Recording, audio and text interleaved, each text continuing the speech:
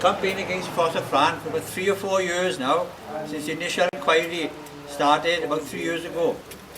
It affects me immensely because I am living 35 metres from the site, and as you see behind me here, that mountain type of there is the bowl of the open cast.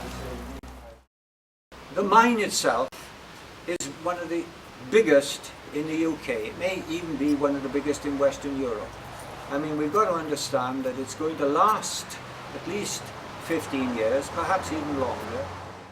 I live approximately 400 metres away from the mine, and when those big Komatsu machines start up, you've got that constant drone for 16 hours, which is your entire waking life, really. I mean, you've seen how Terry and his communities here are going to be extremely close to it. And there's no doubt about it, there's going to be noise, there's going to be dust, there's going to be pollution, visual intrusion. All these things are going to contribute to giving the people living here a lot of problems. And we've got to remember that Merthyr Tydfil, unfortunately, is one of the black spots for health in Wales. Now this is going to surely exacerbate the problem that we've already got. The biggest impact for me personally is going to be the dust issue, when the weather is going to be in control of our destiny.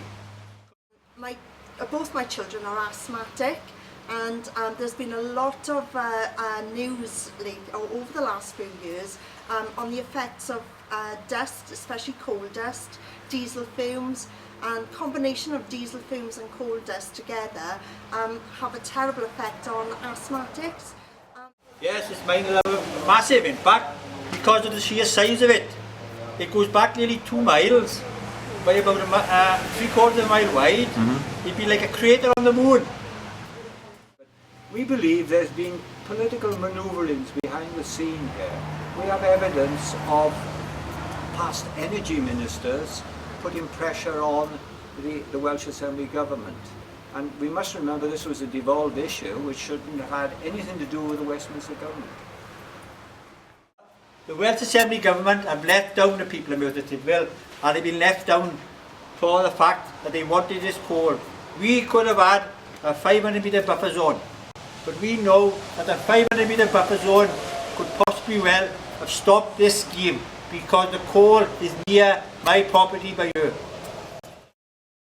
We've been campaigning for a 500 metre buffer zone, only to bring us in line with Scotland and England. We just feel that we deserve the same as what the rest of the country's getting. But we do feel still it's justice denied the people of Merthyr Tydfil here. We had loads of marches, thousands and thousands of petitions. We lobbied the Assembly, lobbied the Council, went up to the House of Commons to lobby Parliament, right up until the time that the public inquiry passed the scheme. Climate change has become a real issue that has to be faced. And you can't have a Welsh Assembly government saying that they're going to tackle climate change, while at the same time they've given the green light to open cast mining. We've got a case now that's hopefully going into the High Court. We haven't given up hope. We won't give up hope. Whilst there's a fight to be fought, we will fight it.